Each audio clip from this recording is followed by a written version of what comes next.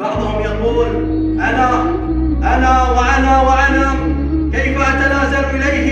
أنا وأنا كيف أتواضع له؟ أنا وأنا ومن هو؟ من أنت حتى تقول أنا وأنا؟ أنت عبد لله، أنت عبد لله ونحن عبيد لله. أنت لا تملك شيئا، أنت لا تقوى على أن تضرني، ولا تقوى على أن تنفعني، ولا تقوى على أن تقدم لي أي شيئا. الله سبحانه وتعالى هو من يسيرك، الله سبحانه وتعالى هو من يعطيك ويعطيني أنا، فمن أنت حتى تقول أنا وأنا؟